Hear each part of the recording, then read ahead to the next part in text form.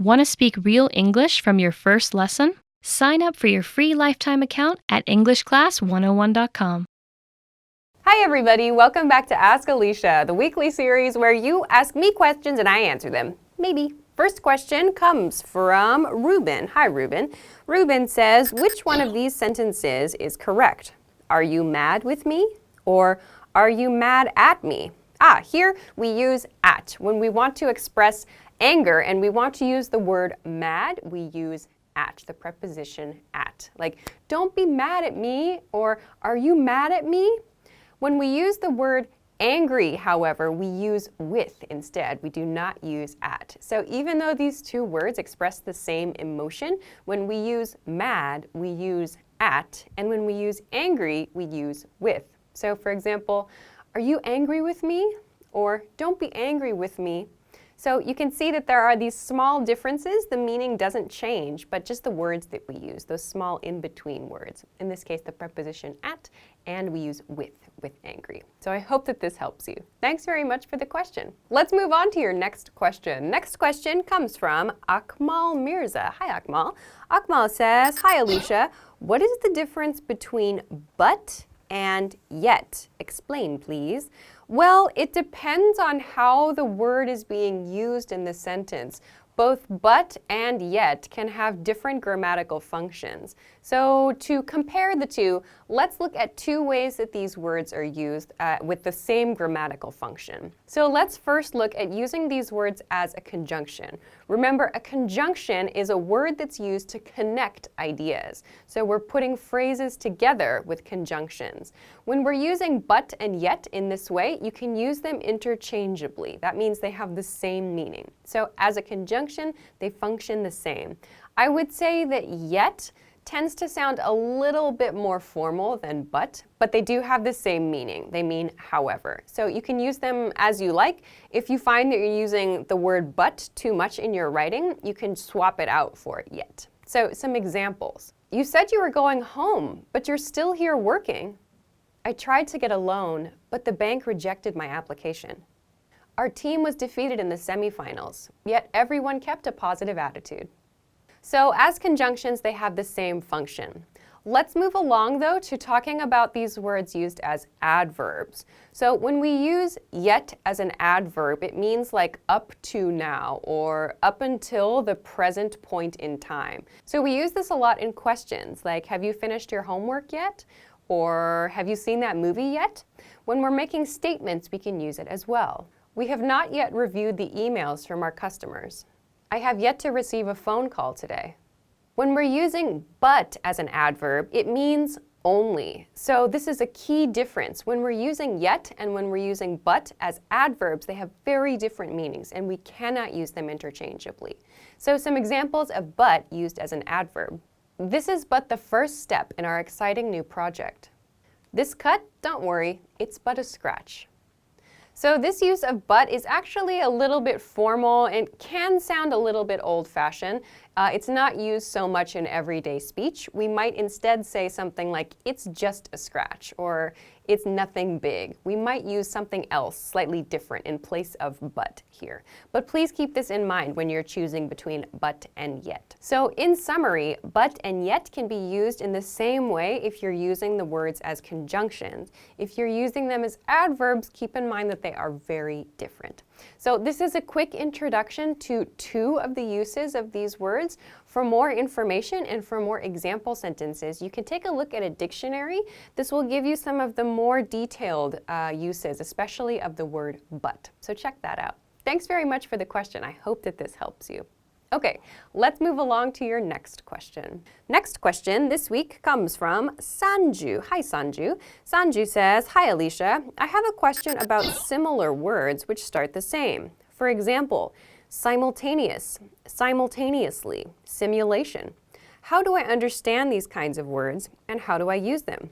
Nice question. So I think that maybe the best way to answer this question is to give some guidelines for how you can recognize the different parts of speech. By that I mean, like, how do you know, is this a noun, is it an adverb, is it an adjective, is this a verb? How do you identify that? Also, another thing to keep in mind, and the words you've chosen are great examples, is that even though words sometimes begin with the same set of letters, they don't have the same meaning. So let's take the words that you've provided and expand on them a little bit, and then let's look at how we can identify the different parts of speech. As a noun, simulation. As an adjective, simultaneous. As an adverb, simultaneously. And as a verb, simulate. So you can already hear the pronunciations are different, especially with simulation and simulate, and simultaneous and simultaneously. Okay, so with that in mind, let's first look at how we can identify different parts of speech based on a couple of hints. First, there are a couple of spelling hints that you can think about. Please keep in mind this is not a rule. This is just a hint that you can use. When you see a word that ends in ly, in this case we have the word simultaneously, it might be a hint that that word is an adverb. There are many adverbs that end in ly. So like happily, thoughtfully, unfortunately, hopefully. In this case, simultaneously ends in ly. Please keep in mind, though, that not all words that end in ly are actually adverbs.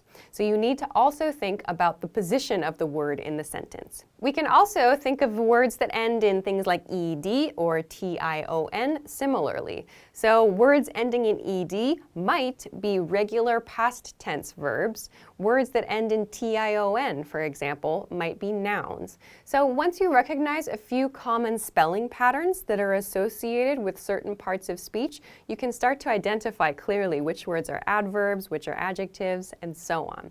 So again, this is not a perfect rule, but it can be a helpful guide if you're not sure. So let's move along to looking at a full sentence to understand the part of speech. Let's begin by looking at our noun here, simulation.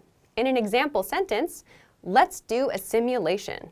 Okay, so if we saw this sentence and we wanted to understand the word simulation, how could we do that? There are some hints in the sentence, actually.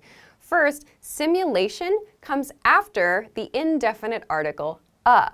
We know that when we use an indefinite article, we follow the article with a noun. So that's one hint. We also see that the word simulation is not followed by any other word. So we can guess that it's probably not an adjective that's modifying another word. We also notice the positioning of a simulation comes after the verb do.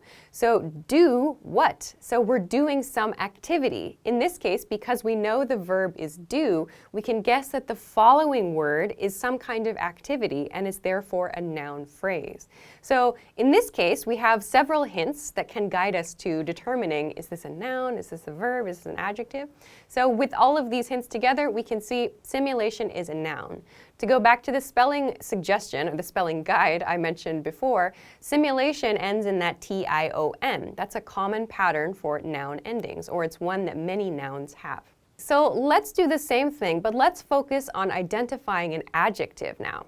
Our example sentence, have you ever done simultaneous interpretation? Okay, so here, if we don't know the word simultaneous and we want to identify the part of speech, how do we do that? Here we see simultaneous comes before another word, interpretation. So interpretation is a noun. We see that tion ending there, so that's a great hint that maybe this is a noun. So simultaneous could be an adjective. This is one hint that we can use. We also see that this expression, simultaneous interpretation, comes after done. Have you ever done? From grammar practice, we know have you ever done is followed by some activity. We need some activity to follow that phrase. Have you ever done this thing before? So that's another pretty good indicator that there's some noun phrase there, but we know that interpretation is the noun, so maybe simultaneous is modifying that noun. So these are a couple of hints we can use to determine, is this an adjective? Is this a noun? In this case, it's an adjective, so it's modifying interpretation. Simultaneous interpretation. It's giving us extra information about the noun word there, interpretation. So this is how we might identify an adjective. Let's move on then to the word simultaneously. How might we identify an adverb in a sentence? Adverbs can be a little bit tricky depending on the adverb because sometimes we can place adverbs at like the beginning or the middle or the end of a sentence. Let's look at an example sentence with simultaneously.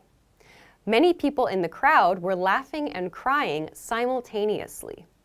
Okay, so in this example sentence, we already see our spelling hint that we can use. There's the ly ending for this word.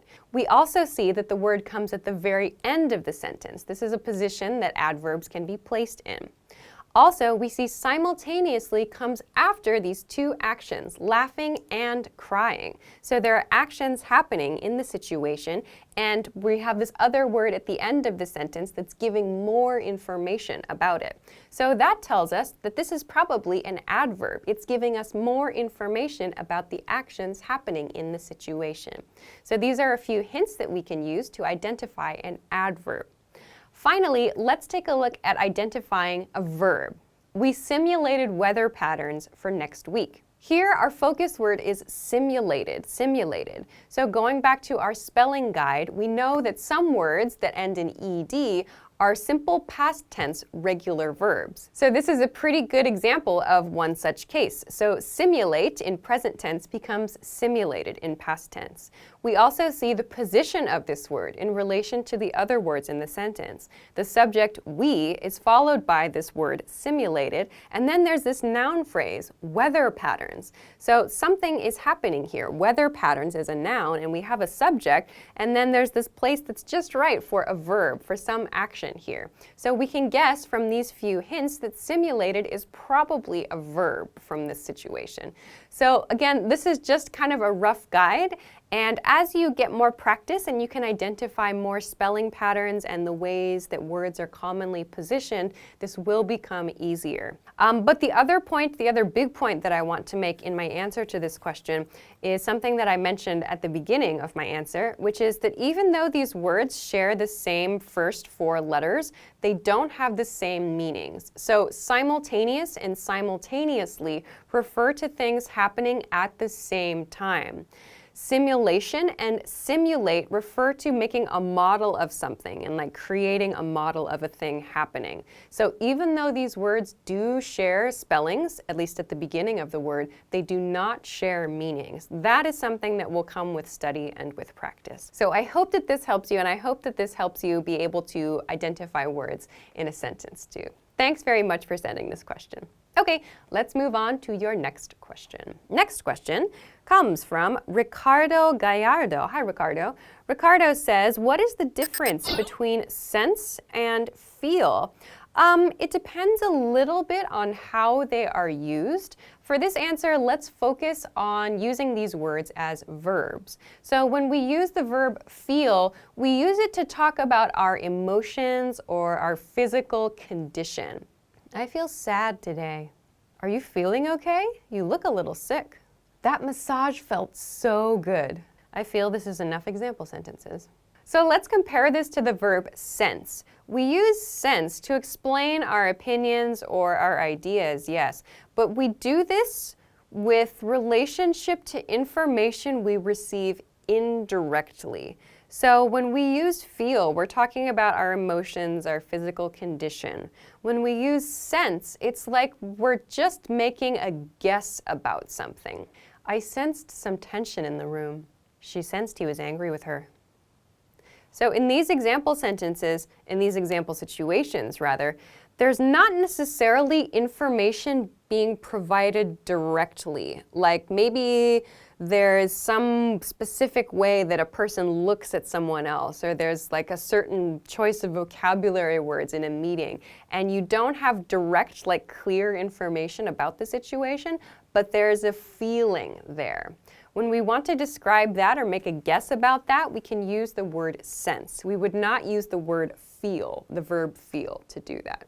Another great example is like the famous quote from Spider-Man, like he says, "My spider's sense is tingling." So a sense, in this case it's being used as a noun, but the idea remains the same, that like there's some kind of feeling, it's an indirect sort of thing, but you get a feeling that something is happening. There's some kind of sensation somehow like in your mind or maybe just in the air that something is happening. So we use sense to describe that. We use feel more for like physical things or for like emotions, for things that are a little bit more direct and more clear. So I hope that this helps you understand the difference between sense and feel. If you want to use sense to talk about things that are clear, it's going to sound a little weird, like, I sense you are sad today. You sound like, I don't know, like a Jedi or something. It sounds kind of weird. If you can clearly see, like, oh, you look sad today, or are you feeling sad today? That sounds much more natural. If you use sense for things that are pretty obvious, it's going to sound strange. So I hope that this helps you. Thanks very much for the question.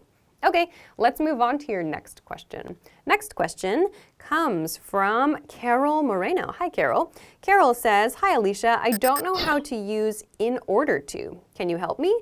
Yeah, sure.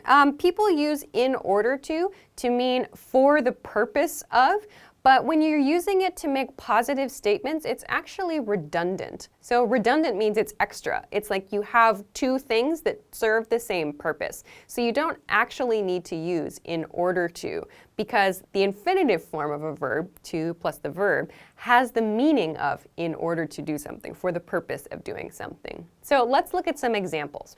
In order to arrive on time, we need to leave for the airport now. You need to study every day in order to learn a new language. So in both of these example sentences, we can remove in order and the meaning remains. Like, we don't need to use in order in the positive. You can just include to plus the verb and you're fine. In the negative, however, it can be important to use in order not to, or you can use in order to not. There is some debate about which is the correct way to use it, but in my mind, since there's no communication problem and both forms are used, you can choose. But when you're using this in the negative, you should use in order not to do something, because this can help you avoid some confusion. So let's see some examples in the negative. We should carefully review our plans in order not to make any mistakes. He should leave early in order not to be late for class. These are patterns that you can use if you like. Personally, I don't like the way that in order not to sounds. I would use something like, we should leave now so we're not late for class, or we should review these so we don't make any mistakes. I would use a pattern like that. I personally don't like the way in order not to, or in order to not. I don't like the way that that sounds, so I tend to avoid that pattern. But if you want to use it, you can.